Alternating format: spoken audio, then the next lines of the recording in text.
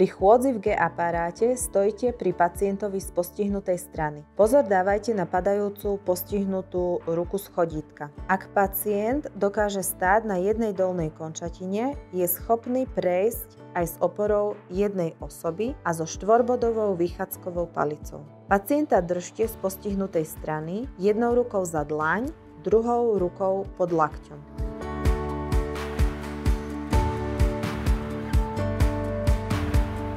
Ak zvládne prejsť s vychádzkovou palicou, dbajte na to, aby ju držal v zdravej končatine a nepotkol sa o ňu. Kroky by mali byť o širšej báze, kratšej dĺžky a počas kroku stojná noha pevná.